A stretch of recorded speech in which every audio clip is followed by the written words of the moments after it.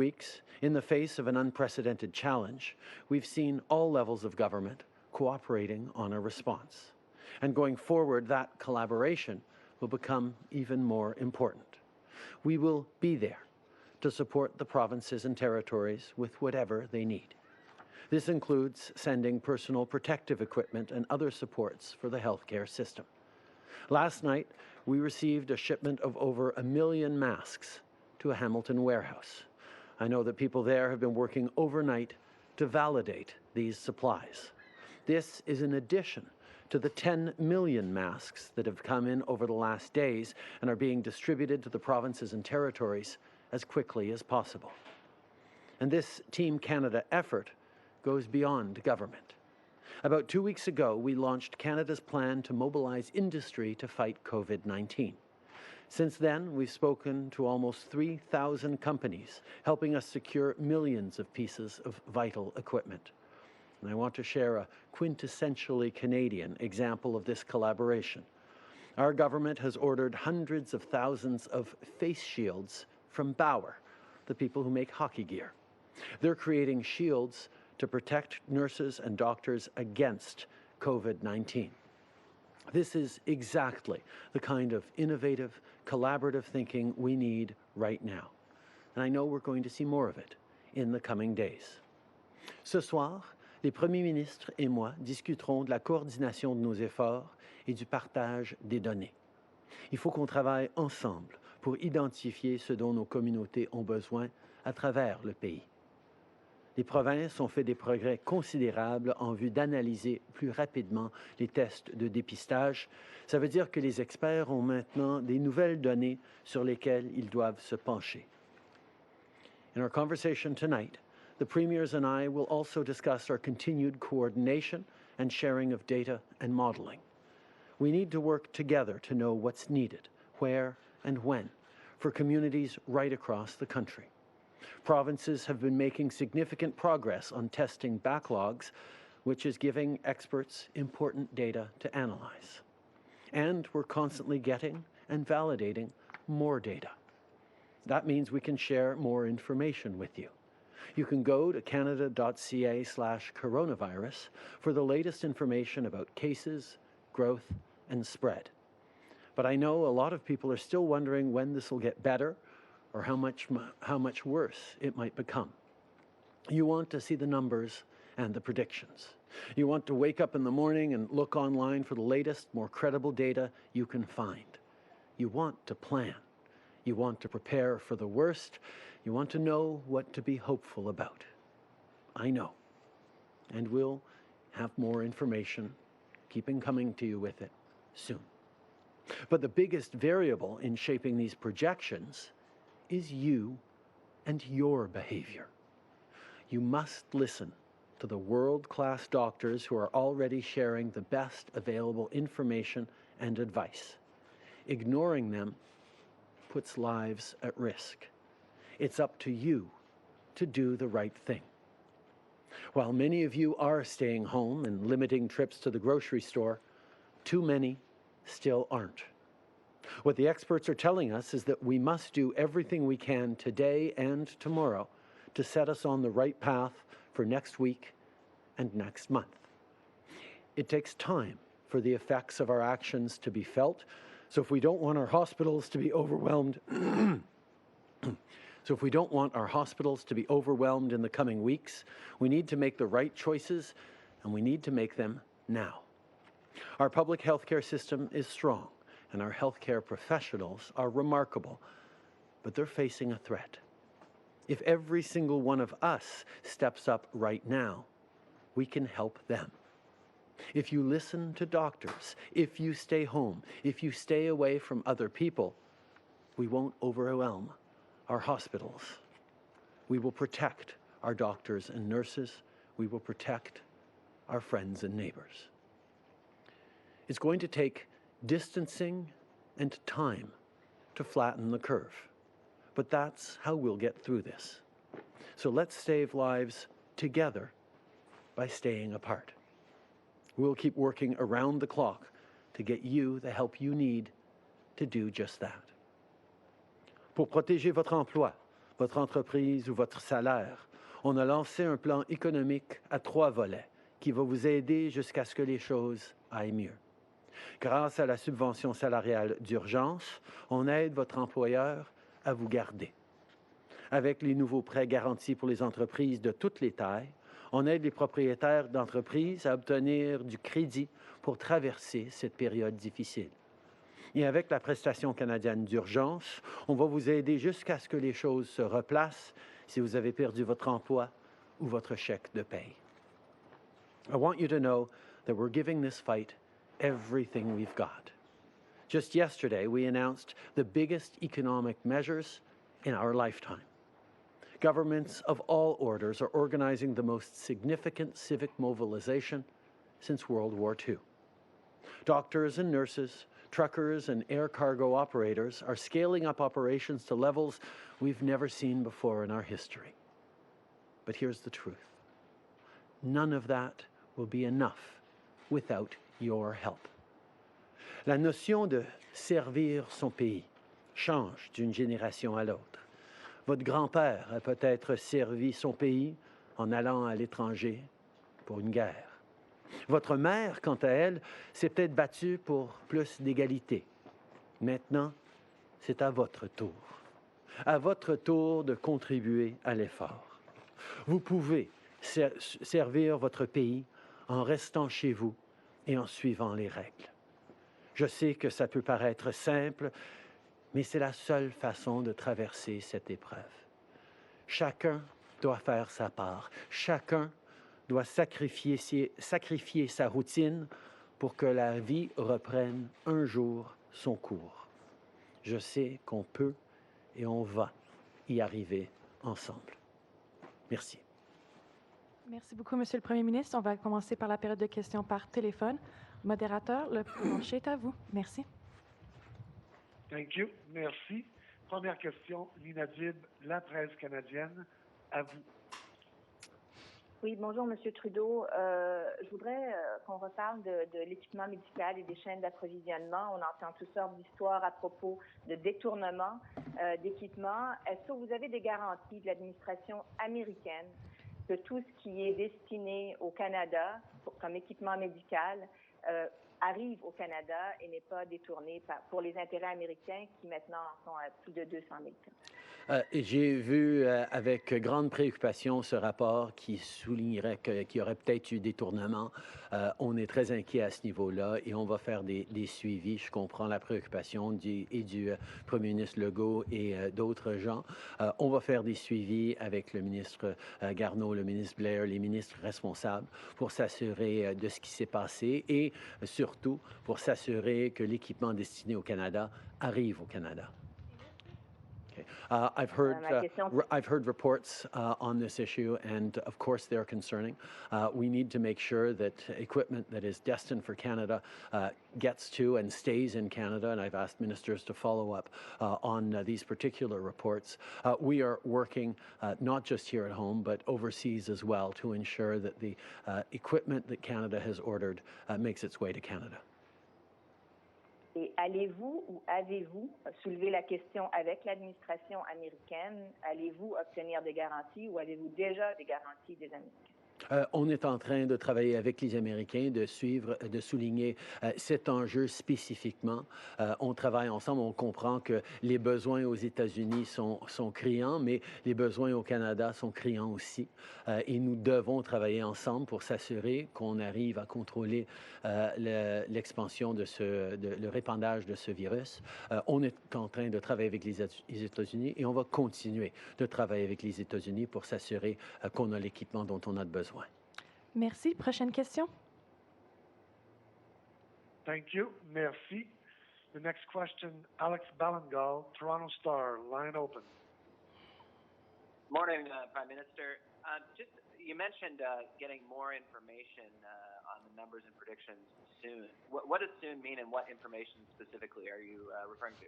I think, first of all, we can highlight that there has been tremendous transparency on the raw data, on the numbers of cases, on where they are, and we're, of course, adding to and collaborating closely with the provinces on making sure that those numbers get out there. The question of analysis of those numbers is the next question. People want to know what the model is, how long they're likely to be in this situation, when kids can see their friends again, when we're going to be through this phase and get back to work. Those analyses depend directly on Canadians' behaviors. They depend on whether or not people follow the rules around social distancing, around staying 2 meters apart, around isolation, about not going out for groceries more than once a week if you can. These kinds of things will have a direct impact on which of the various models that are out there will be the one we take. And we're going to continue to work on those analyses. We're going to continue to crunch the data and numbers, and we're going to continue to be open with Canadians about those expectations. Okay. Je comprends que les gens veulent plus d'informations, ils veulent savoir combien de temps on va être dans cette situation, quand ils vont pouvoir reprendre leur emploi, quand ils vont pouvoir voir leurs amis, particulièrement pour les jeunes.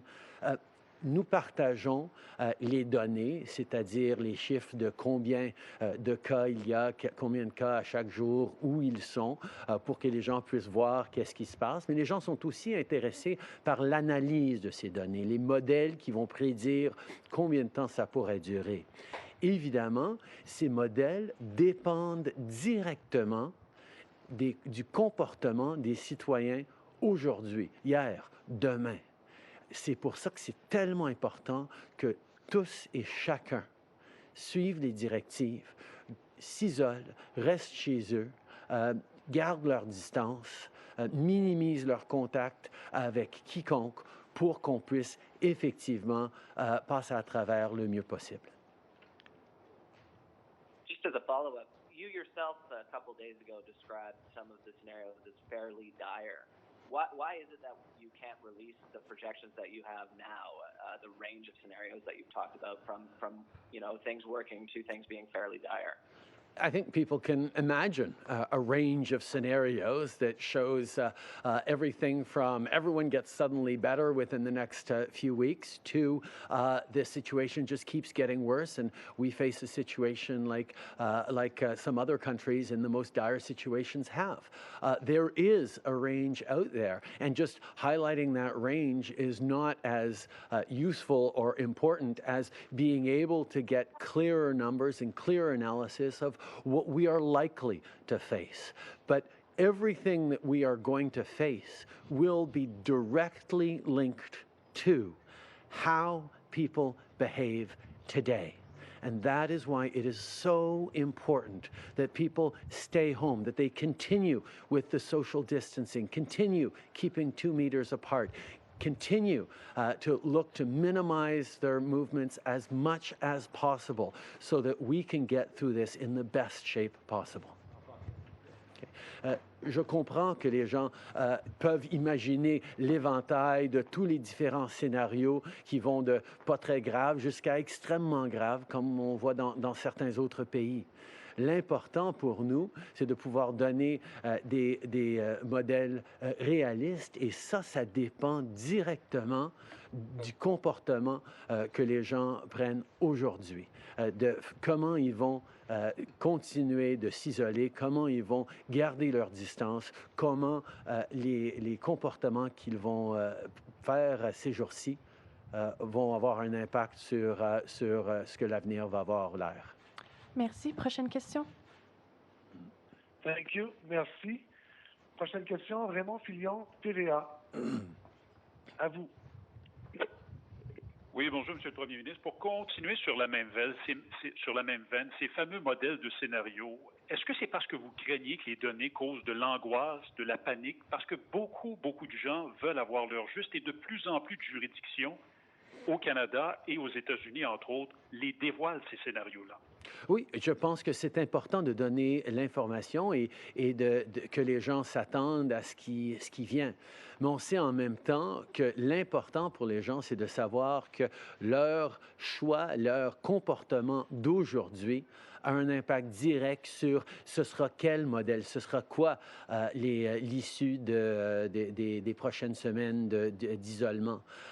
Comme j'ai souligné, on en a pour des semaines, on en a peut-être pour des mois encore, mais pour pouvoir passer ce message de façon très claire, pour prévoir les prochaines semaines, les prochains mois, ça nous prend encore de l'analyse sur comment les gens sont en train de se comporter aujourd'hui.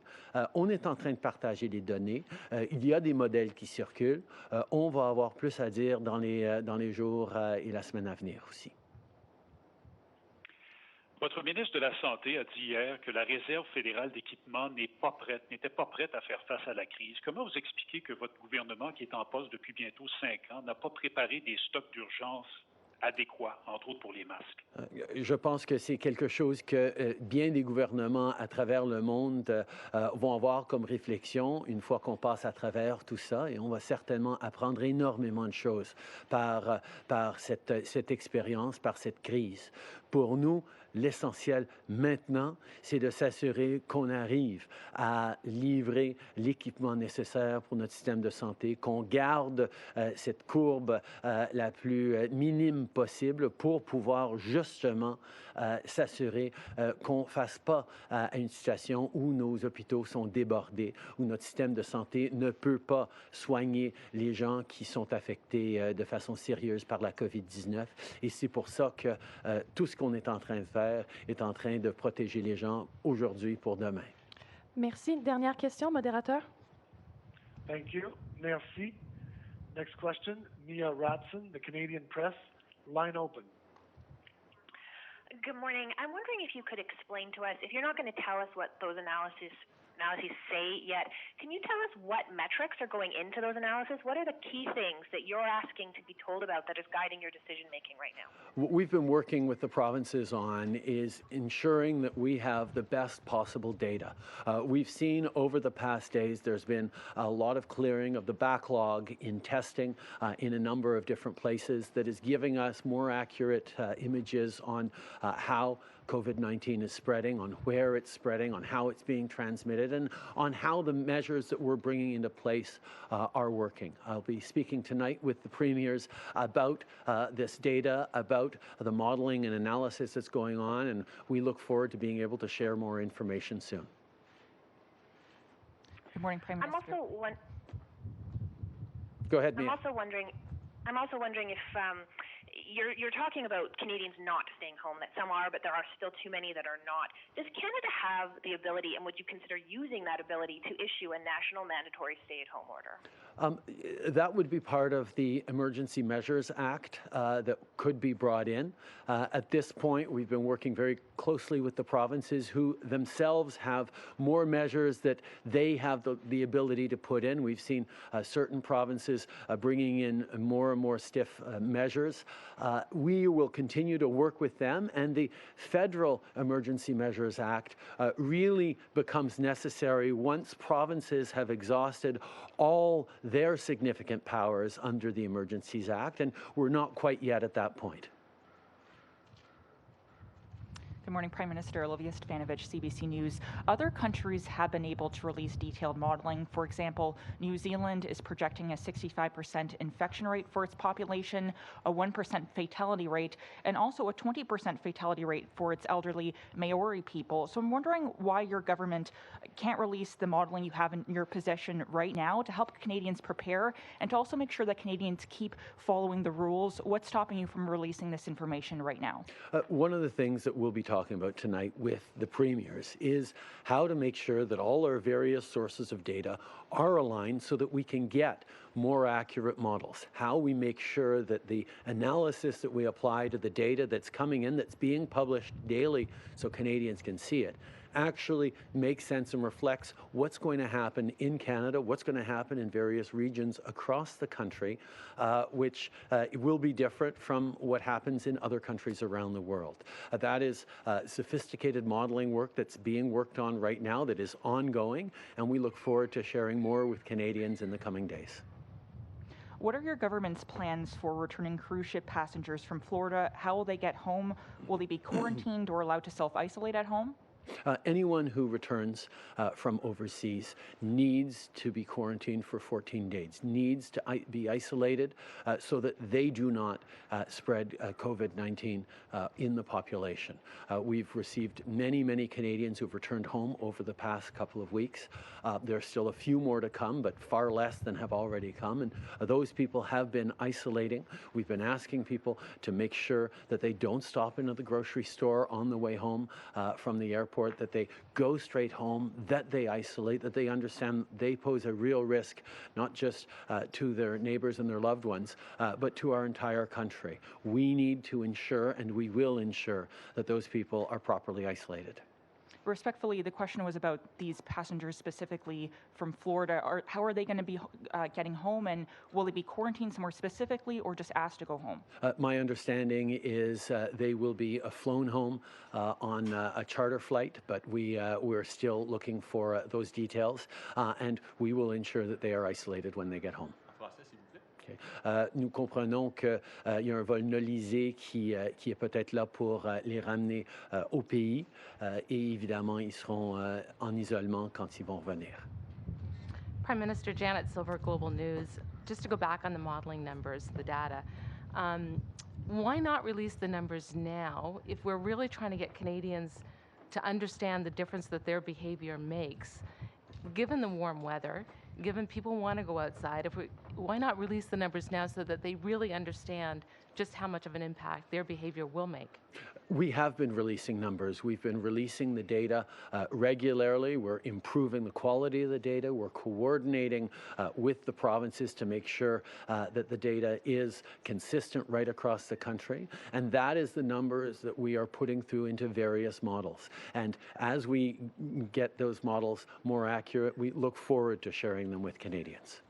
Just to switch gears now on China, U.S. intelligence reports reveal that China concealed the degree and the severity of the outbreak. I'm just wondering, does Canada have the similar intelligence? And in the past, we have said that we trust China and their information. Do we still trust China and their information? We know that countries around the world have been sharing information with each other on their cases and on what has been effective in terms of measures. We've learned a lot from South Korea, Singapore, and other countries. We've learned, unfortunately, a lot from Italy as well in terms of what worked and what didn't work there. We need to keep learning from other countries, but we also need to be really thoughtful about how we process and understand that information. Obviously, there'll be many questions as this is all worked through over the coming months and indeed years on how this was handled, what lessons are taken, who did well, who didn't do as well, and who was perhaps not as forthcoming with the global community as they should have been. Those are questions, though, for future times. Our focus right now is on getting through this in a way that keeps Canadians whole and safe. Okay. Nous reconnaissons qu'il y a beaucoup d'informations sur ce que différents pays ont fait, ce qu'ils ont essayé. On peut apprendre de ce qui a fonctionné, de ce qui n'a pas fonctionné ailleurs dans le monde.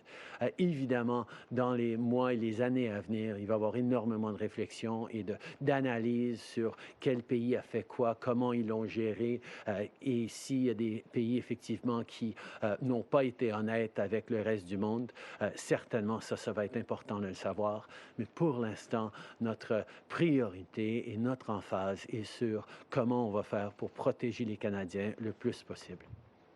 Hi, Prime Minister. Molly Thomas, CTV National News. The Canadian Centre for Policy Alternatives released new numbers today that said over 800,000 Canadians will get no income support during this time. These are people that were unemployed or looking for work before the crisis.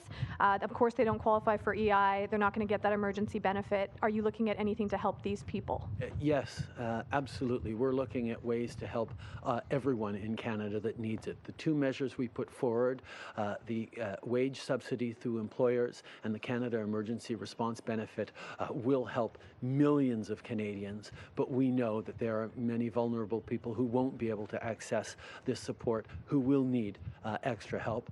We're making sure that we're flowing funds through shelters, through nonprofits and charitable organizations as well. But there will always be more to do to make sure that everyone, particularly our most vulnerable, are able to keep themselves safe and keep our communities safe by being able to do the right things and have the support. Okay.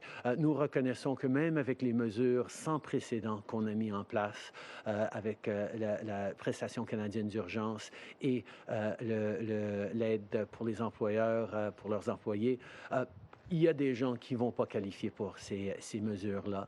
Et nous allons continuer de travailler particulièrement pour aider les gens les plus vulnérables qui ont besoin d'appui pendant cette période difficile pour pouvoir se protéger eux-mêmes et protéger la communauté. C'est pour ça qu'on va continuer de réfléchir et de travailler pour aider les gens et pour en passer à travers ensemble.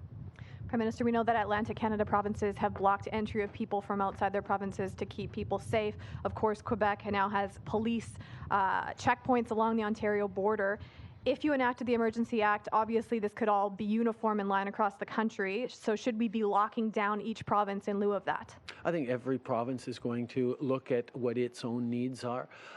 The Northern Territories, for example, brought in very strong measures much earlier on than anyone else because they recognized the extreme vulnerability of remote northern populations to an infectious disease like this one. Every different province is looking at what measures it needs to take, and the federal government will provide the support to all provinces that need our support as we move forward. Yes, there is a Federal Emergencies Act that we can bring in, but as I said, the moment to bring that in is really when there are things that the provinces and Canadians need to see done that can't be done by the provinces. And we will continue to work very, very closely with the provinces and all jurisdictions to ensure that the tools that everyone has at different levels are used as they need to be. Bonjour, M. Trudeau, Louis Blouin de Radio-Canada.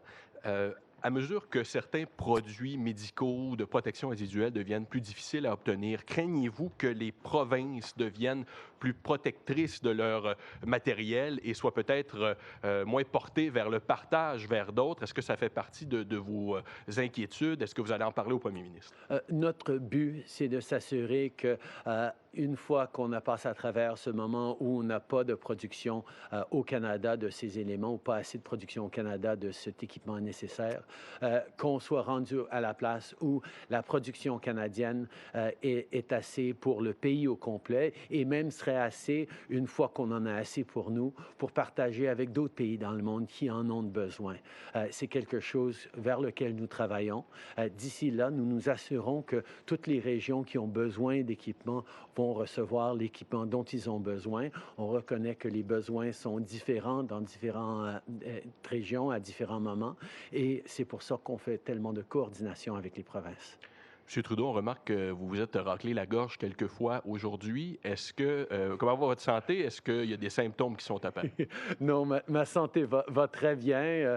Je passe 1 heure à l'air frais le matin avec vous à chaque jour et je devrais peut-être remettre mon foulard, mais non, ma santé va très, très bien. Merci de poser la question, Louis. Yes, you noticed I may have cleared my throat a couple of times today. There is absolutely nothing to worry about. I have no symptoms of COVID. It perhaps means that I should get back to wearing my scarf, even though it's nice and sunny out this morning. But thank you all for your concern. I'm doing just fine. Merci, c'est ce qui est mieux fait à la conférence de presse d'aujourd'hui. Bonne journée. Merci tout le monde.